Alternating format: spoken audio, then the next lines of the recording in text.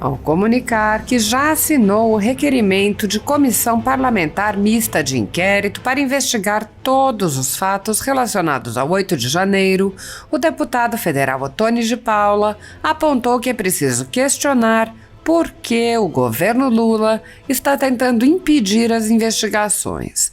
O deputado afirmou: "Nós vemos nesta casa, assim como houve também no Senado Federal, uma tentativa clara vinda do Planalto de impedir o avanço dessa comissão parlamentar mista de inquérito.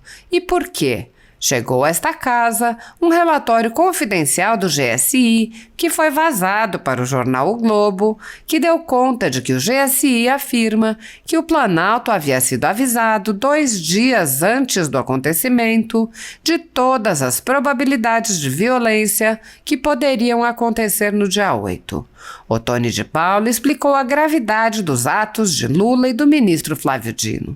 Ele disse: "O presidente Lula prevarica quando diz que não sabia de nada. Aliás, é uma prática do presidente Lula, desde a última vez que ele foi presidente da República, dizer que não sabe de nada.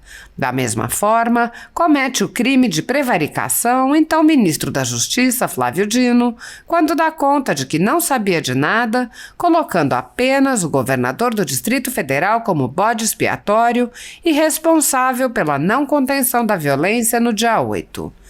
O deputado afirmou: "O Planalto não quer essa CPMI. Por quê? Porque vamos descobrir caroço debaixo desse angu. Por quê? Porque vamos descobrir que havia interesses escusos de Lula e do Planalto para que no dia 8 acontecesse o que aconteceu."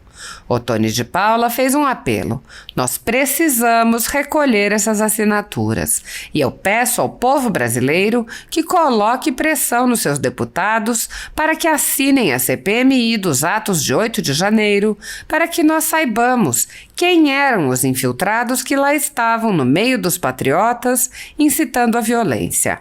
Aí, todo o povo brasileiro ficará sabendo que a bagunça sempre vai interessar a alguém.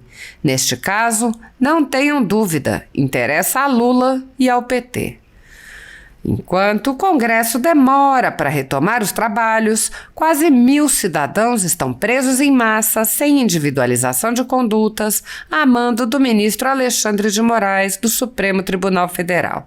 A liberdade e a propriedade privada, há muito tempo, já não são mais direitos fundamentais garantidos no Brasil, em consequência do ativismo judicial de alguns membros do Judiciário. A renda da Folha Política e de outros sites e canais conservadores está sendo confiscada a mando do ministro Luiz Felipe Salomão, ex-corregedor do Tribunal Superior Eleitoral, com o apoio e respaldo dos ministros do STF Luiz Roberto Barroso, Alexandre de Moraes e Edson Fachin. O confisco da renda, que foi mantido pelo corregedor seguinte, Mauro Campbell Marques, ao longo de todo o seu mandato e segue sendo mantido dia após dia pelo atual corregedor Benedito Gonçalves, atinge todos os vídeos produzidos pelo jornal, independente de tema, data ou qualquer outro fator. Há mais de 19 meses, toda a renda do nosso trabalho vem sendo retida sem qualquer previsão legal. Se você apoia o trabalho da Folha Política e pode nos ajudar a manter o jornal, doe qualquer valor à empresa Raposo Fernandes utilizando o QR Code que está visível na tela ou o código Pix ajude@folhapolitica.org. Caso prefira, há a opção de transferência bancária para a conta da empresa Raposo Fernandes, disponível na descrição deste vídeo e no comentário fixado no topo. Com a sua ajuda, a Folha Política poderá se manter firme e continuar o seu trabalho. Pix ajude@folhapolitica.org. Assista. Senhor presidente, senhores colegas deputados e deputadas, tive a grata satisfação e honra de assinar a CPMI, a Comissão Parlamentar Mista de Inquérito, proposta pelo colega deputado André Fernandes, para investigar os atos do dia 8 atos infelizes, atos que não representam o que é a direita conservadora no Brasil. E agora nós vemos nesta casa, assim como houve também no Senado Federal, uma tentativa clara, vinda do Planalto, para impedir o avanço desta comissão parlamentar mista de inquérito. E por quê? Chegou a esta casa um relatório confidencial do GSI e que foi vazado para o Globo, e o jornal O Globo deu conta de que o GSI afirma, deputado Osmar Terra, de que o Planalto havia sido avisado 2 dias antes do acontecimento de todas as probabilidades, deputado Caveira, de violência que poderiam acontecer, deputado André Fernandes, no dia 8.